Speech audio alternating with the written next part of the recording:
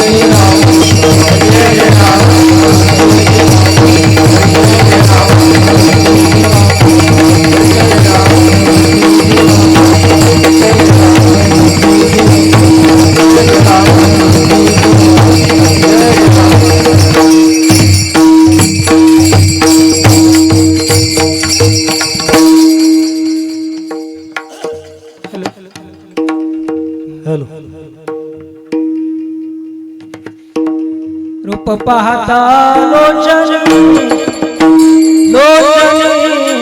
रूप पाहता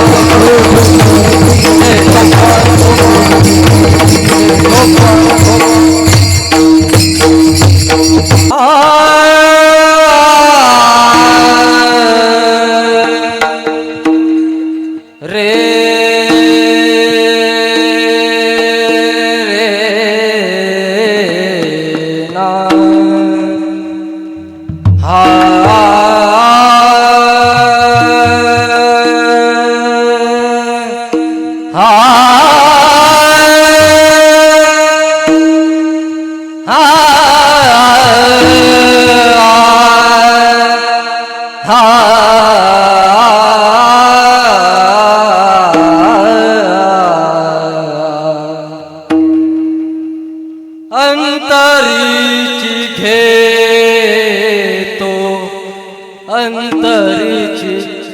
अंतरीची गोडी घेतो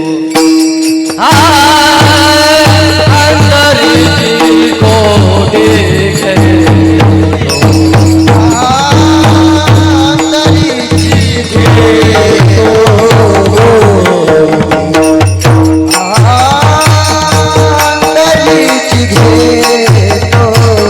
अंतरीची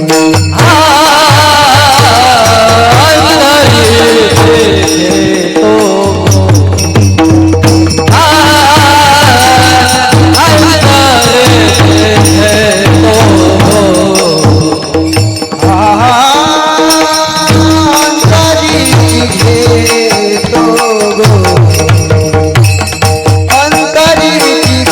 घेतो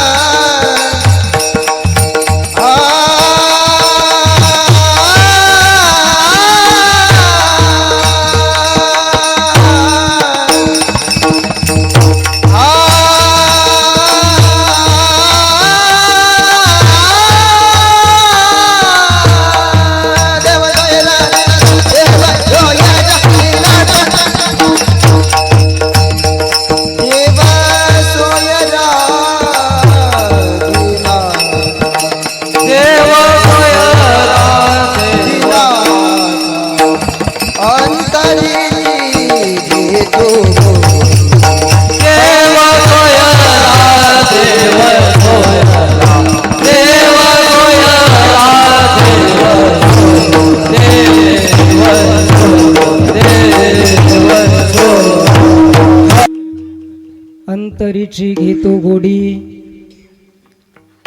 अंतरीची घेतो गोडी, पाहे जोडी भावाची. देव सोयरा, देव सोयरा, देव सोयरा दिनाचा. आपुल्याच वैभवे शृंगारावे निर्मळे. देव सोयरा, देव सोयरा, देव सोयरा दिनाचा. तुका म्हणे जीवी सवे, तुका म्हणे जीवी सवे, प्रेम द्यावे प्रीतीचे. देव सोयरा, देव सोयरा, देव सोयरा दिनाचा. पांडुरंगा करू प्रथम, पांडुरंगा करो प्रथम, पांडुरंगा करो प्रथम. दूसरे चरण संततिया, दूसरे चरण संततिया, दूसरे चरण संततिया. चंचल वागणे गणेशा विचारो, वागणे गणेशा. चंचल वागणे गणेशा विचारो, चंचल वागणे गणेशा. बाबाजी सद्गुरु दास तुका, बाबाजी सद्गुरु दास तुका, बाबाजी सद्गुरु दास. जयांचे केलिया स्मरण, होय सकळ विद्यांचे अधिकरण. तिची बंधू श्री चरण, श्री गुरूंचे. मस्तक माझा पायावरी, या हार करी.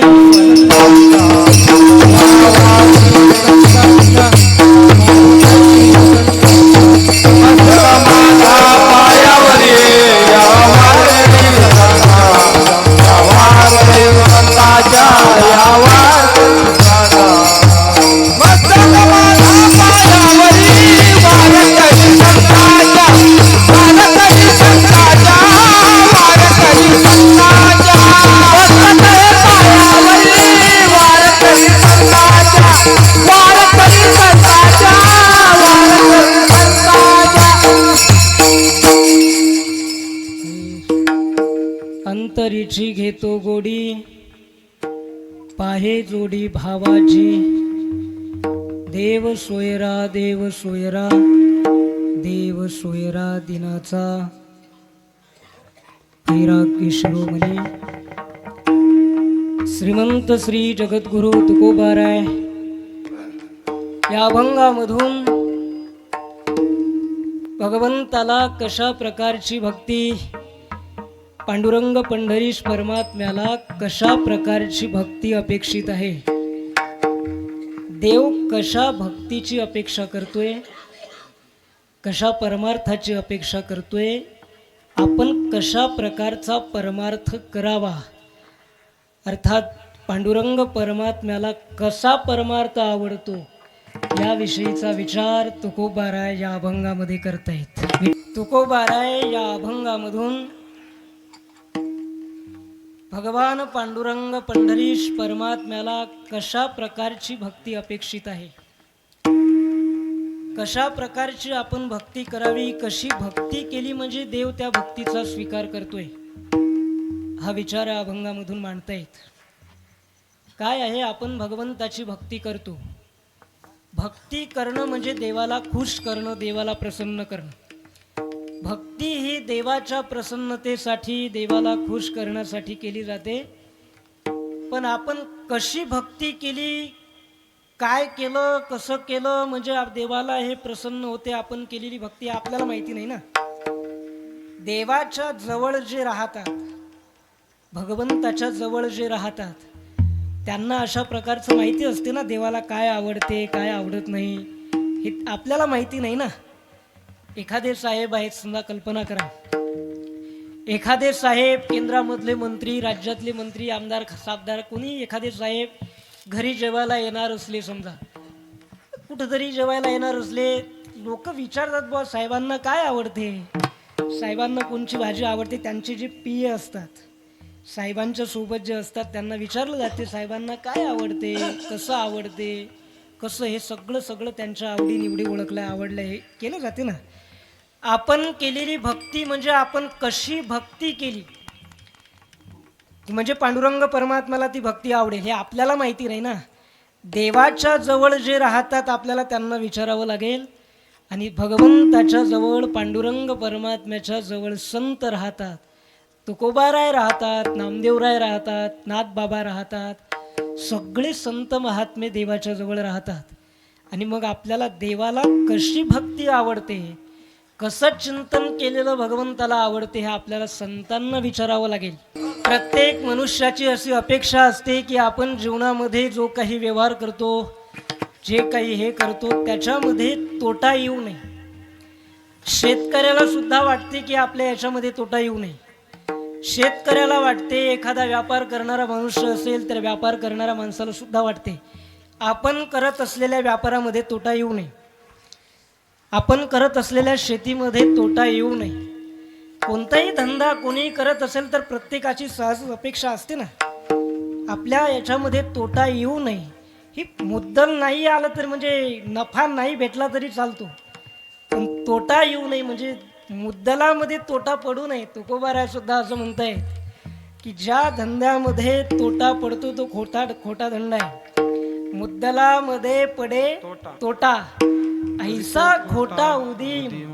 तुकोबाराय म्हणतायत आपण जो धंदा करतो त्या धंद्यामध्ये जर तोटा येत असेल, धंद्यात तोटा येत असेल तर तो धंदा खोटा आहे. करा काय फार शिकवावे, करा काय फार शिकवावे, करा काय फार शिकवावे, करा काय फार. तुका म्हणे लाभ होय तो व्यापार, तुका म्हणे लाभ होय तो व्यापार, म्हणे लाभ होय तो व्यापार, तुका म्हणे लाभ होय तो व्यापार, करा काय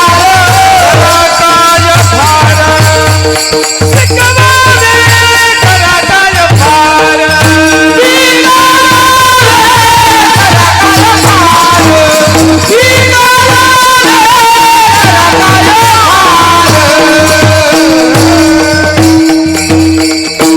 तुका म्हणे लाभ होय तो व्यापार, करा काय फार शिकवावे. तुकोबाराय म्हणताय ज्या धंद्यामध्ये लाभ होतो तो धंदा खरा आहे. म्हणजे धंदा करत असताना त्याच्यामध्ये तोटा काय आहे, मुद्दा म्हणजे नफा नाही भेटला तरी चालतो, पण माणसाने एक लक्षात ठेवलं पाहिजे आपण जे जमा केलेली मुद्दल आहे त्याच्यात तोटा नाही आला पाहिजे. बाहेरचा व्यवहार तो बाहेरच्या इकडच्या भांडवलावर म्हणजे तुम्हाला जास्त सांगण्याची गरज नाही, व्यवहारातले दृष्टांत दिली की तुम्हाला लगेच लक्षात येतात ना. अर्थात धंदा करत असतो आपण त्याच्यामध्ये तोटा येऊ नये. आपण शेती केली त्याच्यामध्ये बीज पेरलं, ती बीज व्हायची शेती म्हणजे केवढ्याची आहे बुवा ती. आता हे दृष्टांत तुम्हाला समजण्यासाठी द्यावंच लागतात, माझ्यापेक्षा याचा अनुभव तुम्हाला जास्त आहे, मला एवढा अनुभव नाही. ती बीज व्हायची ती केवढ्याची आहे, आपण तिला किती खर्च लागला, फवारे किती लागले, हे किती लागलं, एवढं सगळं जाऊन किती आले, कितीचा माल गेला, हे सगळं किती झालं. तुकोबाराय म्हणतायत हा ताळा करणं जसं संसारामध्ये महत्त्वाचं आहे. कारण ज्या माणसाच्या जीवनामध्ये ताळा नाही, तुकोबाराय म्हणतायत ज्याच्या जीवनामध्ये ताळा नाही त्याची अवकळा होते. ताळा असणं महत्त्वाचं आहे. तुका म्हणे ताळा, तुका म्हणे ताळा नाही त्याची अवकळा, नाही त्याची अवकळा, नाही त्याची अवकळा. तुका म्हणे ताळा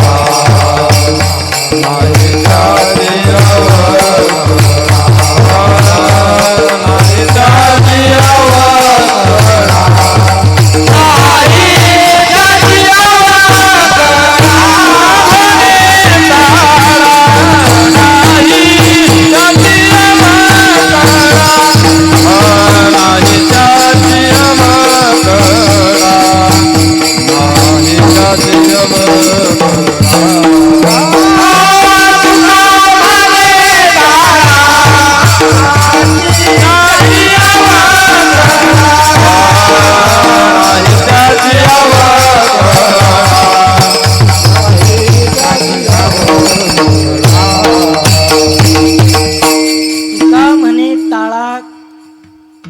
त्याची अवकळा. तुकोबाराय म्हणते ज्याच्या जीवनामध्ये ताळा नाही त्याची अवकळा होते. आणि ताळा शब्दाचा अर्थ हिशोब नाही. ज्याच्या जीवनामध्ये हिशोब नाही त्याची अवकळा होते. आणि हिशोब फक्त संसारातच ठेवावा लागतो असं नाही ना. पेरणी केली जाते ती फक्त संसारातच केली जाते असं नाही. परमार्थामध्ये सुद्धा पेरणी आहे. परमार्थामध्ये सुद्धा पीक येते. परमार्थातलं पीक सुद्धा सोंगलं जाते. परमार्थातलं पीक सुद्धा तो आपण केलेलं फुकट जाऊ नये. त्याचा हिशोब खूप महत्त्वाचा असतो. आपण भक्ती करतो, आपण सकाळी काकडा करतोय, आपण श्रीमद भागवत कथा ऐकतोय, आपण हरिपाठ घेतोय, आपण कीर्तन ऐकतोय, आपण एवढा सगळा परमार्थ करतोय. आणि एवढा सगळा केलेला परमार्थ हा फुकट जाऊ नये ना. एवढं सगळं केल्यानंतर आपल्या पदरामध्ये काहीतरी पडावं, ते फुकट जाऊ नये.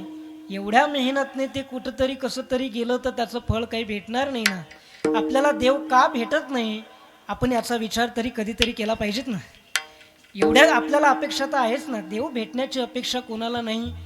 देव शब्दाचा अर्थ सुख. सुख म्हणजे देव आहे आणि देव म्हणजे सुख आहे. देव शब्दाचा अर्थ सुख आणि सुख म्हणजे देव. सुखाची अपेक्षा सगळ्यांना आहे. निरपेक्ष सुखाची अपेक्षा जीवनामध्ये सगळ्यांना आहे. तर निरपेक्ष सुखाची अपेक्षा म्हणजेच देवाचं स्वरूप आहे. निरपेक्ष सुखाची अपेक्षा म्हणजेच देव आहे. म्हणजे सगळ्या विषया वाचून माणसाला सुखाची अपेक्षा आहे. आणि विषया वाचून निरपेक्ष जे सुख आहे हे सुख म्हणजेच देव आहे. याचा अर्थ आहे की सगळ्यांना देवाची अपेक्षा नसली तरी गरज आहे. आपण करत असलेलो भक्ती ही फुकट जाऊ नये. भगवंतानी त्या भक्तीचा स्वीकार केला पाहिजे. भगवंतानी त्या भक्तीचा आपल्याला देव भेटावा असं वाटतो पण देव का भेटत नाही. आपण तर परमार्थ करतोय मग आपला परमार्थ कुठं जातोय नेमकं कुठं मुरतोय. तुम्ही पहा शेतकरी ज्या वेळेला शेतकरी पिकाला पाणी देत असतो मोटर सुरू केली मोटरीने ते पाणी त्या दांडामध्ये काय म्हणतात त्याला दांडच म्हणतात ना दांडाने वाफेमध्ये जातो तो वाफा असतो म्हणजे मोटर सुरू केली मोटरीतलं पाणी त्या पाणी धार त्या मोटरीतली ती दांडामध्ये पडते आणि त्या दांडातलं पाणी त्या वाफेमध्ये जाते. वाफ भरल्यानंतर शेतकरी वाफ बदलत असतो बरोबर आहे ना. वाफ भरल्यानंतर शेतकरी वाफ बदलतो. मोटर सुरू आहे दांडाने पाणी येते ते दांडाने येणारं पाणी वाफ्यामध्ये जाते आणि शेतकऱ्याचा हा अंदाज असतो की आपलं वाफ 10 मिनिटामध्ये म्हणा 10 मिनिटामध्ये 15 मिनिटामध्ये काय मिनिटामध्ये ते भरते आणि तेवढ्या याच्यामध्ये तो बाकीचेही इतर कामं करतो. त्याचा अंदाज असतो की एवढ्यामध्ये वाफ भरते. मोटर सुरू आहे 15-20 मिनिट झाले तेवढं मिनिट झाले की तो वाफ बदलतो आणखी दुसरं काहीतरी काम करतो नंतर वाफ बदलतो असं त्याचं काहीतरी करत असतो. पण खऱ्या अर्थाने अर्धा तास झाले मोटर सुरू आहे अर्धा पाऊण तास झाले मोटर सुरू आहे आणि 15 मिनिटात वाफ भरते पण अर्धा पाऊण तास झाले मोटर सुरू असताना सुद्धा वाफ का भरत नाही. शेतकऱ्याने त्या वाफ्याजवळ येऊन पाहिलं तर त्या वाफ्यात पाणीच आलेलं नव्हतं. वाफ्यात पाणी आलेलं नव्हतं. मोटर तर सुरू आहे आणि मोटर सुरू आहे दांडाने पाणी येते 15 मिनिटामध्ये वाफ भरते. अर्धा पाऊण तास झाले मोटर सुरू आहे आणि वाफ का भरत नाही. असं नेमकं काय झालं. त्याने जाऊन पाहिलं मोटर सुरू आहे दांडाने पाणी येते. मग त्याला दिसलं की एका ठिकाणी ते हे पडलेलं होतं काय म्हणतात त्याला हा ते खड्डा काय हा बुडई म्हणतात का काहीतरी असं काहीतरी म्हणतात त्याला. ते पडलेलं होतं म्हणजे गेलेलं पाणी सगळं त्याच्यामध्ये जात होतं. मोटर सुरू होती पाणी दांडाने जातही होतं वाफ भरत नव्हतं. म्हणजे पाणी कशात जात होतं बुडईत पाणी जात होतं. पाणी सगळं त्याच्यात मुरत होतं. आपण परमार्थ करतोय मला हे इकडे जोडायचं आहे मला तिकडे तुम्हाला न्यायचं नाही. तुम्हाला माझ्यापेक्षा तुम्हाला सगळं जास्त माहिती आहे ते. मग ते पाणी वाफ जसं भरत नव्हतं तसं आपण परमार्थ रूपी आपली मोटर सुरू आहे सगळं आपण चिंतन करतोय पण आपल्याला देव का भेटत नाही. आपलं पाणी कुठं आपल्या परमार्थाला कुठं हे पडलेलं तर नाही ना. आपल्या परमार्थाला कुठं पडलेलं नाही ना पुढे याचा विचार करणं महत्वाचं आहे ना. तुकोबारायाच्या वेळेला तुकोबारायांना वैराग्य झालं होतं. संसारातली तुकोबारायांचा सगळा संसार मस्त चालू होता पण काय आहे, संसारातली ही जी परिस्थिती आहे ना, ही परिस्थिती म्हणजे ऊन सावलीसारखी आहे. ऊन सावलीसारखी ही परिस्थिती आहे. कधी परिस्थिती अनुकूल राहते तर कधी प्रतिकूल राहते. एका वासुदेवामध्ये असं प्रमाण आहे, माऊली म्हणतायत की या धनाचा न धरी विश्वास, जैसी तरुवर छाया, याता याती न चुके तरी या भोगसीला काया. या हरिभजने विन तुझा जन्म जाई वाया, या लागी वैकुंठ नाथाच्या तू चिंती पाया रे पाया. माऊली म्हणतायत या धनाचा विश्वास धरू नको, या धनाचा विश्वास नाही धरायचा. असं म्हणताय, आपल्या भारत देशामध्ये सोन्याचा धूर निघत होता, सोन्याचा धूर निघत होता. आता धूर काढण्यासाठी आपल्या भारतात गौऱ्या सुद्धा भेटत नाही. गाईच्या गौऱ्या सुद्धा आता दुर्मिळ आहेत. मला गाई कोणी पाळत नाही, गाई दुर्मिळ झाल्या. ज्या भारत देशामध्ये सोन्याचा धूर निघत होता त्या देशामध्ये गाईच्या गोऱ्या भेटू नये, एवढी अशा प्रकारची परिस्थिती झालेली आहे. अर्थात हा सगळा बदल आहे परिस्थितीचा. धनाचा बदल तर होतच राहतो, काही अडचण नाही. गाईचा बदल होऊ नये, गाईचा बदल होऊ नये. आता तो आपला सध्या विषय नाही. आपण जर तिकडे घुसलो तर आपला अभंग बाजूला राहील, आपल्याला सगळं चिंतन तिकडेच जावं लागेल. अर्थात या धनाचा विश्वास धरायचा नाही. तुकोबारांची परिस्थिती मस्त होती, सावकारकी होती, जमीनदार होते, मोठं किराणा दुकान होतं. 4-5 खेड्यावरचे लोक तुकोबारांच्या दुकानामध्ये सामान नेण्यासाठी येत होते. सगळा गाडा तुकोबारांचा मस्त चालू होता. पण खऱ्या अर्थाने दुष्काळ पडला. दुष्काळामध्ये सगळं दानापान झालं. अर्थातच दिवाळ निघालं. दिवाळ्यामध्ये धन गेलं, आणि धन गेला की मान जात असतो. कारण धनाचा आणि मानाचा हा समवाय संबंध आहे. धन आणि मान हे एकामेकाला सोडून राहत नाही. शक्यतो आम्ही शक्यतो शब्द वापरलाय, एकामेकाला सोडून राहत नाही. धन गेलं, तुकोबारायांचा मान गेला. गावामधले लोक तुकोबाराय म्हणतायत, काय खावे आता, कोणीकडे जावे, गावात राहावे कोण्या बळे, कोपला पाटील गावीचे हे लोक. आता घाली भीक कोण मज, आता कसं काय करू देवा. सगळं जग, सगळं गाव लेका माझ्या विरोधात झालं, सगळे माझ्या विरोधात गेले, सगळ्यांनी मला वाळीत टाकला, आता कसं काय करू मी. तुकोबारायांना वैराग्य झालं. आणि वैराग्य ज्या वेळेला झालं, तुकोबाराय डोंगरावरती गेले. वैराग्य झालं, डोंगरावरती गेले. नाथ बाबांच्या भागवताचं पारायण केलं. असं म्हणतायत तुकोबारायांनी 1008 पारायण केले होते नाथ बाबांच्या भागवताचे. तुकोबारायांच्या समोर ज्ञानेश्वरी होती, तुकोबारायांच्या समोर भागवत होतं, आणि तुकोबारायांच्या समोर सगळे अशा प्रकारचे शास्त्र होते. अर्थातच तुकोबाराय अडाणी नव्हते महाराज. तुकोबारायांनी सगळ्या शास्त्राचं चिंतन केलेलं होतं. तुकोबाराय असं म्हणताय, पाहिली पुराणे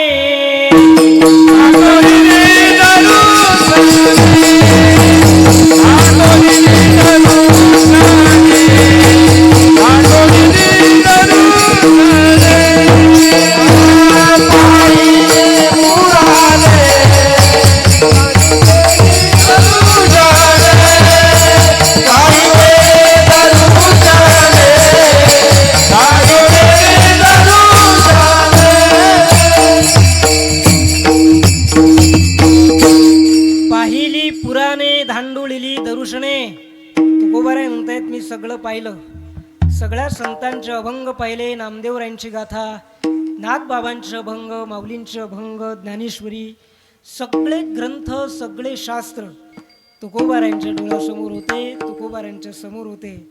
आणि ज्या वेळेला तुकोबारायांनी हा सगळा चिंतन केलं, अभ्यास केला, आणि हे सगळं करून तुकोबारायांना हे सापडलं, एक वर्म खऱ्या अर्थाने सापडलं की देवाला कशा प्रकारच्या भक्तीची गरज आहे, अपेक्षा आहे, देव कशा प्रकारचा परमार्थ स्वीकारतो, हे अशा प्रकारचा एक त्याच्यामधलं सार तुकोबारायांनी ज्या वेळेला मंथन केलं, सगळं घुसळून काढलं, सगळं शास्त्राचं चिंतन केलं, त्यावेळेला मात्र तुकोबारायांना हे एक सापडलं की देवाला, पांडुरंग परमात्म्याला कशा प्रकारचा परमार्थ अपेक्षित आहे, कशा प्रकारच्या भक्तीचा देव स्वीकार करतो, तेच तुकोबारा अभंगाच्या पहिल्या चरणात अंतरीची घेतो गोडी, अंतरीची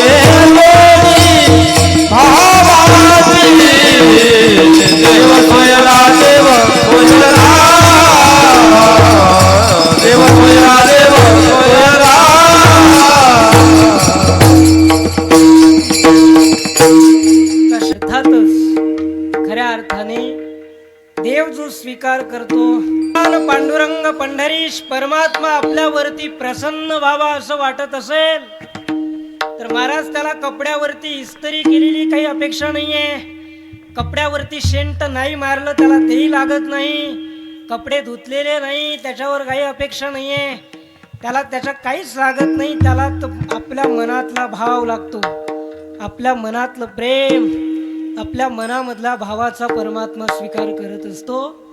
बाहेरचं देव पाहत नाही. मग तुम्ही म्हणाल देव आतलं पाहतो, हो आतलं खऱ्या अर्थाने देव पाहत असतो. देव बाहेरचं अजिबात अशा प्रकारचं पाहत नाही. आजपर्यंत खऱ्या अर्थाने असे आपल्या ह्याच्यामध्ये सगळं तुकोबारायांचं, नाथबाबांचं, सगळ्या संतांचं तेच म्हणणं आहे. पुराणामध्ये असे दाखले आहेत. रामायणामध्ये असा विचार येतो, शबरी मातेचा विचार येतो. ज्या शबरी मातेला त्या वेळेला सगळ्यांनी वाळीत टाकलेलं होतं, सगळ्यांना वाळीमध्ये टाकलेलं होतं. कोणी अशा प्रकारचं ऋषीमुनी तिला थारा देत नव्हते. ती बाहेरच्या याने त्यावेळेची एक मान्यता होती, भिल्ल समाजामध्ये आलेली होती. खरं असं आहे, परमार्थामध्ये हा याचा विचार नसतो. जातीपातीचा याचा विचार परमार्थामध्ये नाहीये. संतांचा आपल्यासाठी दंडक आहे. तुका म्हणे याती भोका तयाची भलती वैष्णवाची याती वाणी जो आपण भोगी तो अधम कुंभ पाक, अर्थात तो विषय नाहीये. शबरी मातेला त्या काळामध्ये बाजूला ठेवलेलं होतं आणि त्या वेळेला खऱ्या अर्थाने एक तलाव होता. त्या काळामध्ये ते ऋषीमुनी त्या तलावावरचं पाणी आणत होते, पाणी पिण्यासाठी ते पाणी आणत होते. तर शबरी माता एक दिवस त्या तलावावरती पाणी आणण्यासाठी गेली आणि ती पाणी आणण्यासाठी गेल्यानंतर त्या ऋषीमुनींनी पाहिलं आणि त्या वेळेला खऱ्या अर्थाने आता ती आंघोळ करत नव्हती म्हणा, काय असेल कसं असेल सगळा रामायणामध्ये विषय आहे. अर्थात ती शबरी माता गेली. शबरी मातेने त्या तलावावरचं पाणी आणलं, पाणी घेतलं आणि त्या ऋषीमुनींनी पाहिलं तर त्या ऋषीमुनींचं असं म्हणणं होतं की हा तलाव आता अशुद्ध झालाय आणि हा तलाव अशुद्ध झाल्यामुळे आता त्या तलावावरती कोणी जात नव्हतं. आणि ज्या वेळेला रामप्रभू वनवासामध्ये गेले, वनवासामध्ये रामप्रभू गेले, ऋषीमुनी भेटले.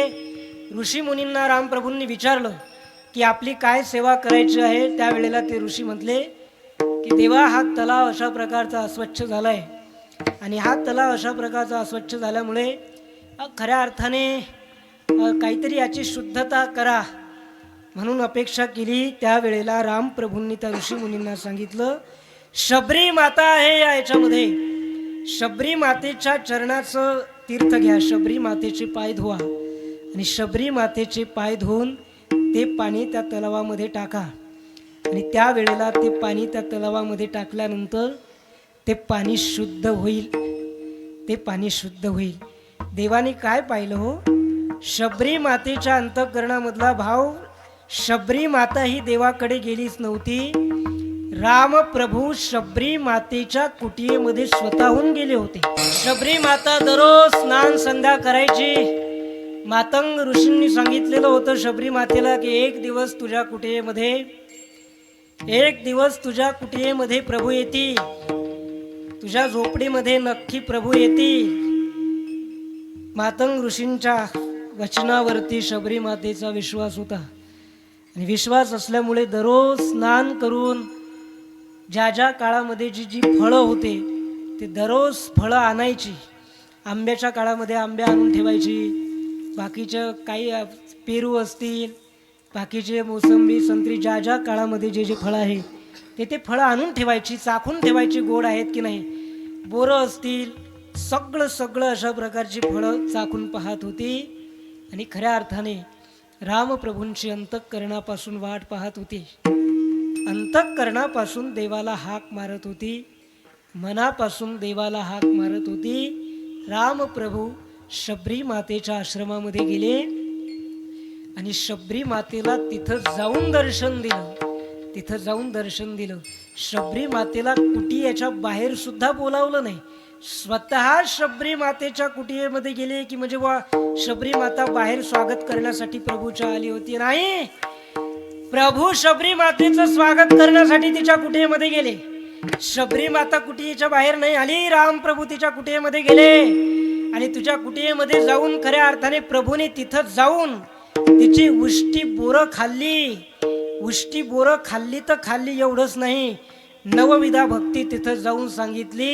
प्रथम भगती संतन कर संगा, दुसरी रती मम कथा प्रसंगा, गुरुपद पंकज सेवा, तिसरी भगती अमान, चौथी भगती मम गुण गण करई कपट त्याची गान, मंत्र जाप मम दृढ विश्वासा, पंचम भजन सुभेद प्रकाशा, छटदमशील बिरती बहु करमा, निरत निरंतर सज्जन धर्मा, सातव सममुही मय जग देखा, मोते संत अधिक करी लेखा, आठव जथा लाभ संतोषा, सपने उनही देखही परदोषा, नवम सरल सब सन छलहीना, मम भरोस ही हर्ष न दिना.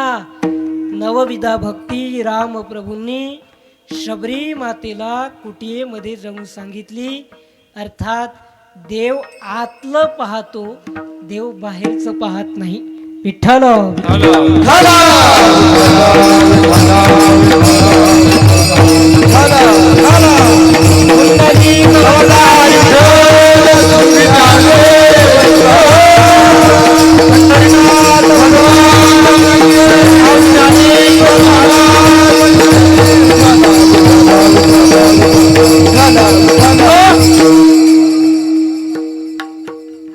महाभारतामध्ये कौरव पांडवांचं युद्ध होऊ नये, कौरव पांडवांचं युद्ध होऊ नये म्हणून भगवान हस्तिनापूरला शांतिदूत म्हणून गेले. आणि शांतिदूत म्हणून गेले त्या वेळेला दुर्योधनाने शकुनीने दुर्योधनाला सांगितलं होतं की कृष्णाला आपल्या बाजूला घे, कृष्णाला फोड, बाकीचे एवढे आमदार फोड, बाकीचे येतात असं, म्हणजे असं नाही सांगितलं, पण कृष्णाला फोडून आपल्या इकडे घे असं सांगितलं.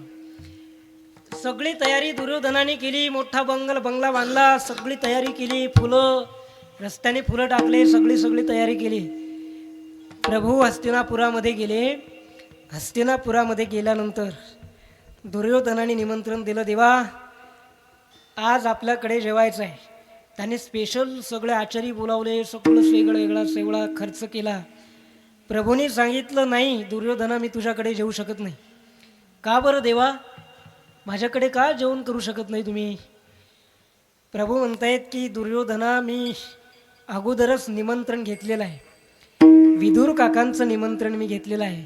खरं म्हणजे विदुर काकांना माहिती नव्हतं आपल्याकडे देव येणार आहेत. विदुर काकांना माहिती नव्हतं. भगवंत म्हणतायत, दुर्योधना तुझ्याकडे मी येऊ शकत नाही, मला विदुर काकांकडे जायचं आहे. विदुर काकांच्या गुप्तचरांकडून हा संदेश विदुर काकापर्यंत जातो. विदुर काका काहीतरी किराणा आणण्यासाठी बाहेर जातात आणि काकींना सांगून ठेवतात की भगवंत येतील, त्यांची व्यवस्था कर, मी तोपर्यंत सामान घेऊन येतो. भगवंत विदुर काकांच्या घरी जातात. विदुर काकांच्या घरी गेल्यानंतर विदुर काका बाहेर किराणा आणण्यासाठी गेलेले असतात. काकी घरी असते आणि काकी ज्या वेळेला भगवंताला पाहते, भगवंताला पाहिल्यानंतर काकी देहभान विसरून जाते.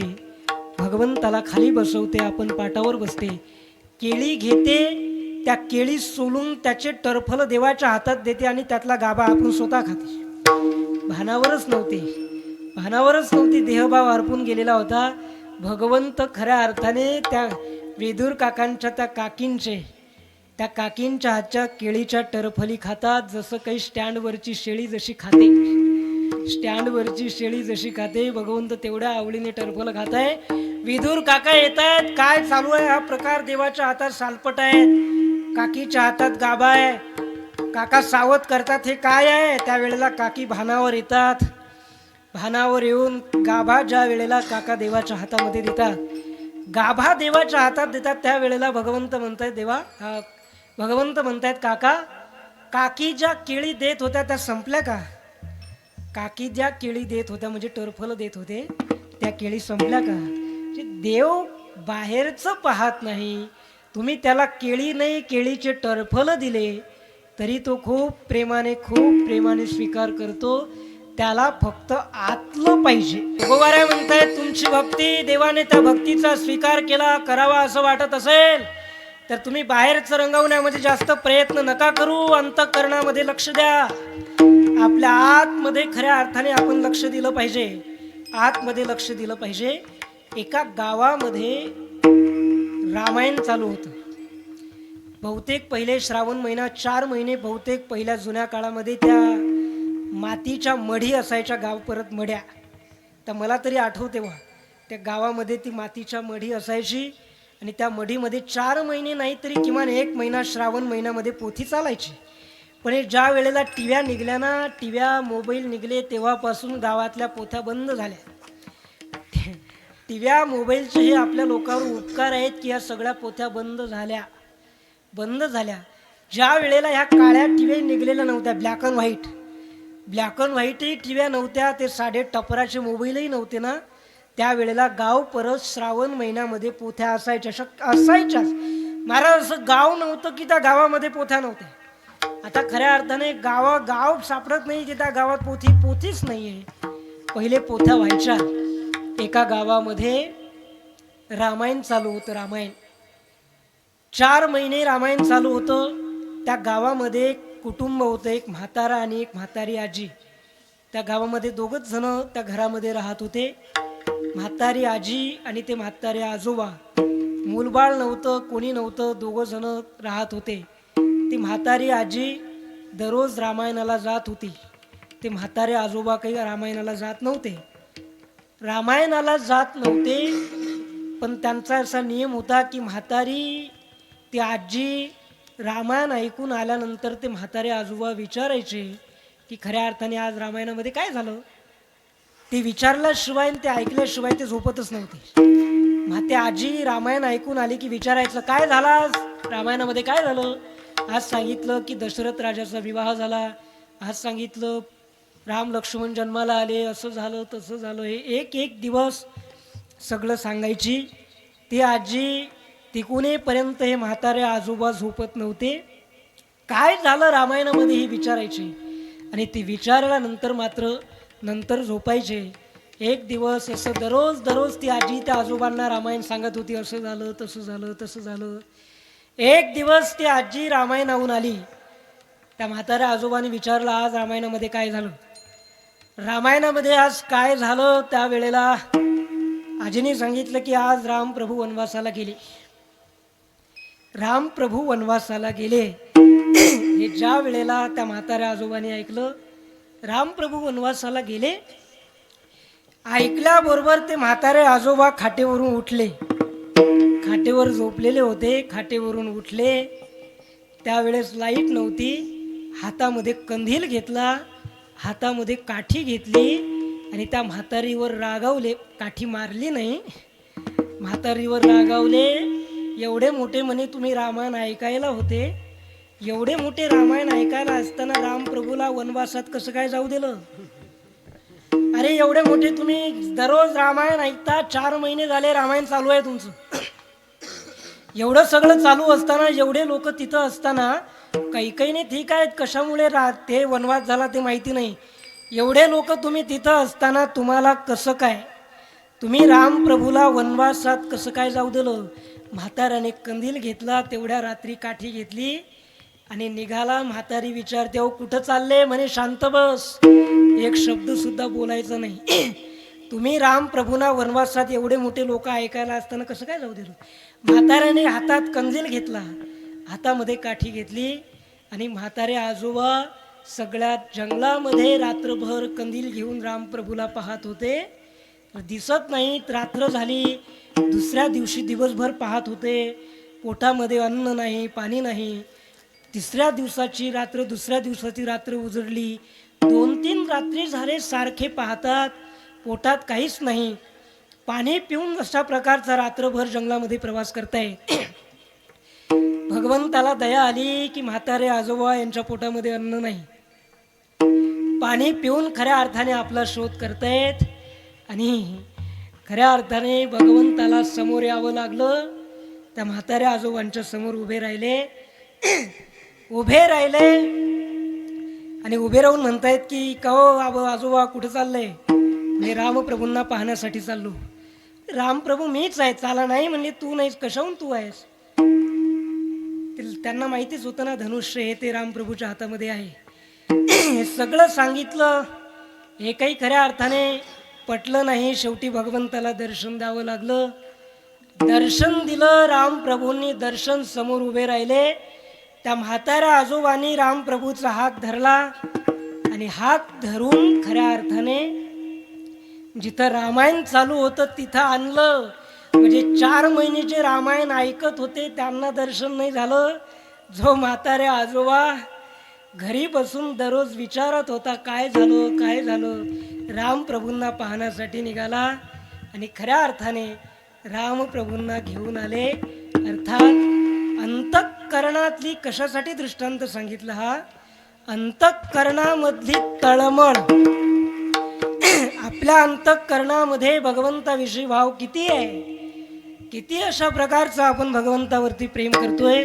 तुकोबारे म्हणतायत देव अंतरीची घेतो गोडी, आपल्या अंतःकरणातलं पाहतो. हे जोडी भावाची, अर्थात अंतःकरणामधला भाव परमात्मा पाहतो. अंतरीची घेतो गोडी, भाव भावाची जोडी. जोडी शब्दाचा अर्थ मिळकत. जोडी शब्दाचा खऱ्या अर्थाने मिळकत जी आहे त्याच्या अंतःकरणामध्ये आपल्याविषयी काय, भाव शब्दाचे अनेक अर्थ आहेत कोशामध्ये. तर या ठिकाणी भाव शब्दाचा अर्थ आहे विश्वास. आपल्या अंतःकरणामधला विश्वास परमात्मा पाहतो, त्याला दुसरे विश्वासाशिवाय काही लागत नाही.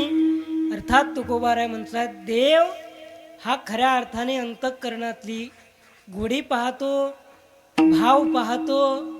तो याचाच खऱ्या अर्थाने भुकेला आहे, दुसरं त्याला काही लागत नाही.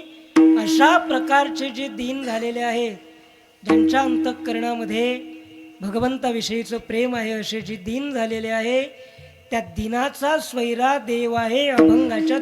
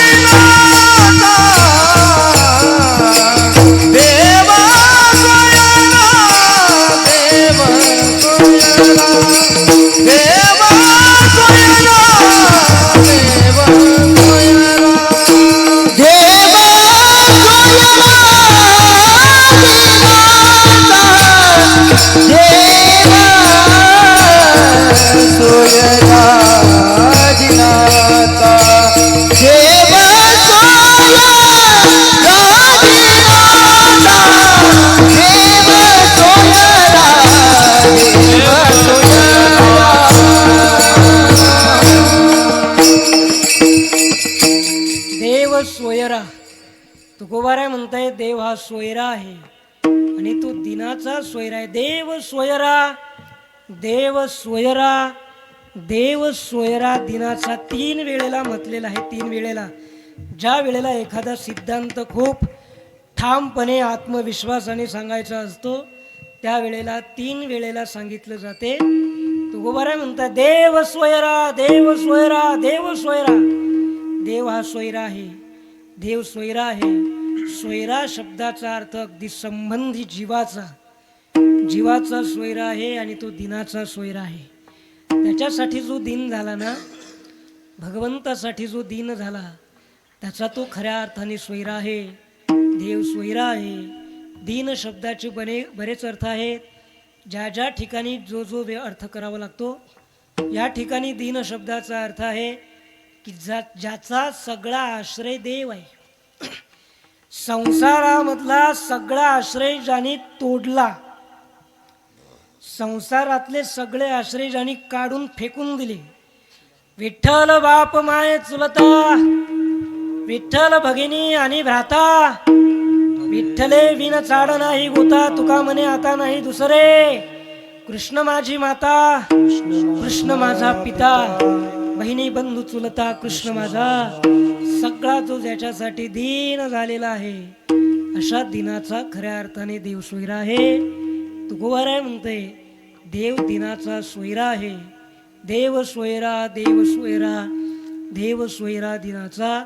आणि अशा प्रकारचे जे दीन आहे त्या दीन झालेल्या भक्तांना तो आपल्या ऐश्वर्यादी गुणाचा शृंगार करतो. अभंगाच्या 3ऱ्या चरणात. आपुल्याचं वैभवे, आपुल्याचं वैभवे, हो आपुल्याचं वैभवे, आपुल्याचं वैभवे, हो आपुल्याचं वैभवे, आपुल्याचं वैभवे, हो आपुल्याचं वैभवे, आपुल्याचं वैभवे, हो आपुल्याचं वैभवे, आपुल्याचं वैभवे,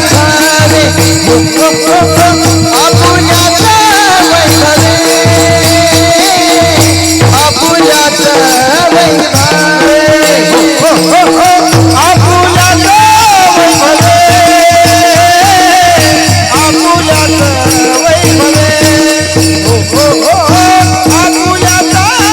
वैभवे, आपुल्याचं वैभवे, आपुल्याचं वैभवे, आपुल्याचं वैभवे, आपुल्याचं वैभवे,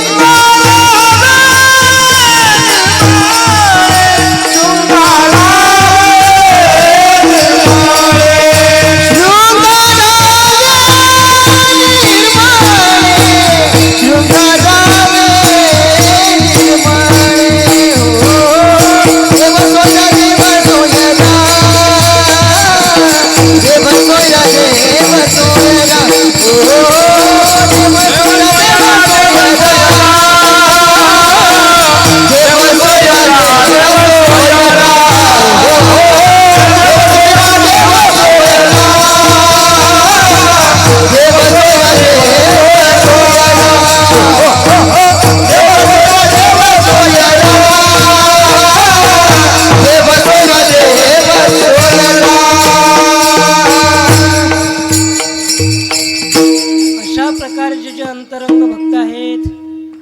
त्याच्यासाठी दीन झालेले जे भक्त आहेत, अंतरंगापासून त्याची सेवा करणारे जे भक्त आहेत, तुकोबाराय म्हणतायत अशा भक्तांना परमात्मा आपल्या ऐश्वर्यादी गुणाने संपन्न करतो.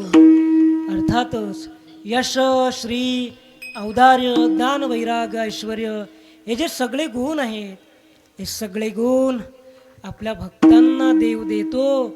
सुदाम देवाला सगळ्या ऐश्वर्याने संपन्न केलं. हनुमंतरायांना यश दिला, कोणाला श्री दिली, कोणाला ऐश्वर्य, औदार्य, सगळ्या संतांना, अशा भक्तांना अशा प्रकारचं शृंगार भगवंताने केला. एवढंच नाही, तुकोबाराय म्हणतायत सगळ्या गुणाने आपल्या भक्तांना देव सगळं हे तर संपन्न करतोच, पण एवढंच नाही, भक्तासोबत जेवतो, त्याच्या अंतःकरणामध्ये निष्काम प्रेम, निरपेक्ष प्रेमही देतो. अभंगाच्या शेवटच्या चरणामध्ये प्रेम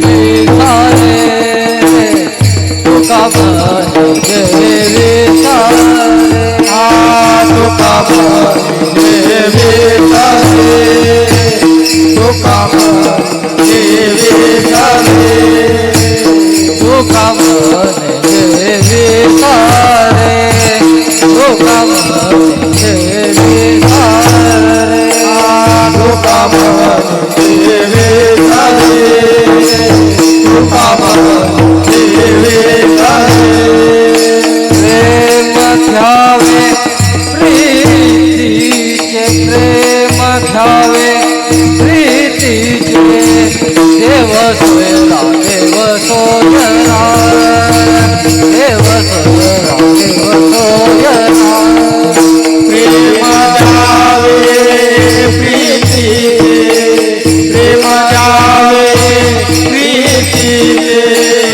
देव सोयरा देव सोयरा देव सोयरा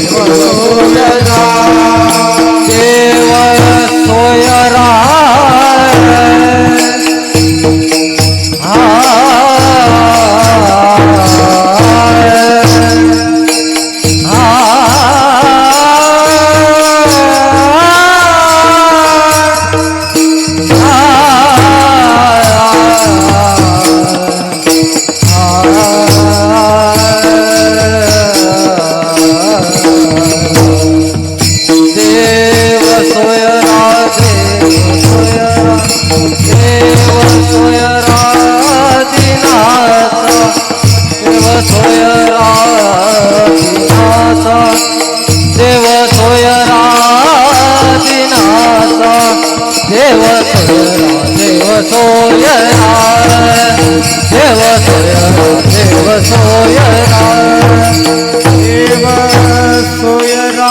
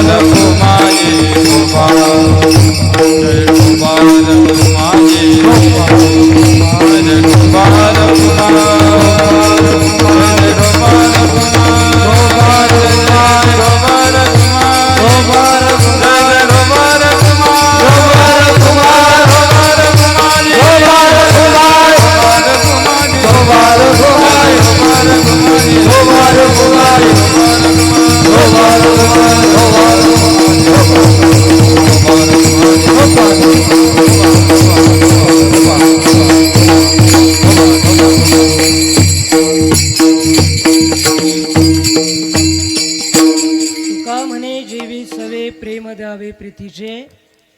तुकोबाराय म्हणतायत अशा प्रकारचा जो भक्त आहे, अंतःकरणापासून भगवंतावरती प्रेम करणारा, भगवंतासाठी दीन झालेला, अर्थातच असा जो भक्त आहे, अशा भक्ताबरोबर भगवंत स्वतः जेवण करतायत, स्वतः जेवण करतात आणि त्याला प्रेम देतात. प्रेम द्यावे प्रीतीचे तुका म्हणे जेवी सवे.